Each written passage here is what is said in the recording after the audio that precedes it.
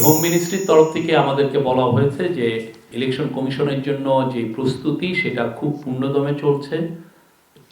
75% security ফোর্সের member যারা police, answer, coast guard, BGB, তাদের ট্রেনিং অলরেডি কমপ্লিটেড হয়ে গেছে, বাকিটাও খুব দ্রুত কমপ্লিট হবে। আমরা আশা করছি ভোটের জন্য সবাই প্রিপেয়ার থাকবেন। একই সাথে সিসিটিভি এবং বডি অন ক্যামেরা সেটাও বিষয়েও ট্রেনিংগুলো চলছে। এগুলো খুব আশা করা হচ্ছে যে 31 জানুয়ারির মধ্যে এটা শেষ হবে। এর ফলে যেটা হবে যে আমরা প্রত্যেকটা একটা এছাড়া হোম মিনিস্ট্রি নিজে একটা অ্যাপ ডেভেলপ করছে যাতে বাংলাদেশের যে কোনো জায়গায় যে কোনো প্লেসে যদি কোনো ধরনের ভোটিংয়ের ক্ষেত্রে কোনো ডিসরাপশন হয়, কোনো ভায়োলেন্স হয়, সেটা যেন ইমিডিয়েটলি সেন্ট্রালি এটা জানা যায় যে কোনো জায়গাতে। ফলে যে কোনো সিকিউরিটি ফোর্স আরও যদি মোবিলাইজ করার প্রয়োজন হয় সেই কাজটা করা যাবে। আর প্রত্যেকটা উপজেলা এক একটা করে মনিটরিং কন্ট্রোল রুম থাকবে, ডিস্ট্রিক্ট লেভেলেও থাকবে, ডিভিশনাল লেভেলেও থাকবে এবং সেন্ট্রালি ঢাকায় তো থাকবেই।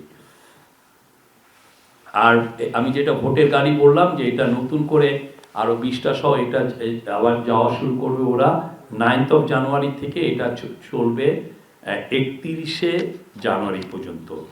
এরা মোট 30টি টিভিসি দেখাবে এবং কিছু কিছু ক্ষেত্রে ওরা স্ট্র্যাটেজিক পয়েন্টে থাকবে আর কি।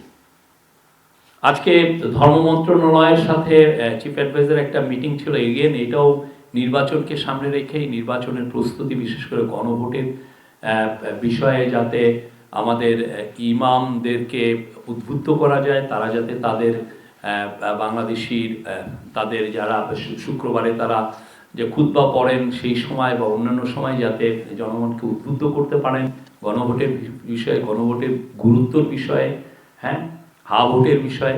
তো সেই জন্য আজকে ইমামদেরকে নিয়ে আজকে ধর্ম মন্ত্রণালয় নিয়ে চিফ অ্যাডভাইজারের আজকে একটা বড় মিটিং ছিল। সেখানে বলা হয় যে ইমামদের অলরেডি 500 জন আলেমের সাথে তারা এক ধরনের ঘরোয়া বৈঠক করেছেন, তাদেরকে এই গণভোটের বিষয়ে জানিয়েছেন এবং সোফার তারা খুব ভালো সাড়া পেয়েছেন তাদের কাছ থেকে। এছাড়া ইমাম প্রশিক্ষণ কেন্দ্র যেগুলো আছে এবং বাংলাদেশে আপনি জানেন যে মক্তব আছে যেখানে খুবই প্রি প্রাইমারি লেভেলে পড়ানো হয়, সেই জায়গার 77,000 মক্তব আছে। তাদের যারা মক্তবে যারা পড়ান, বিশেষ করে ইমামরাই পড়ান মূলত, তাদেরকেও কিভাবে এখানে ইনভলভ করা যায় সেই বিষয়েও আজকে এই বিষয়ে জোর দেওয়া হয়।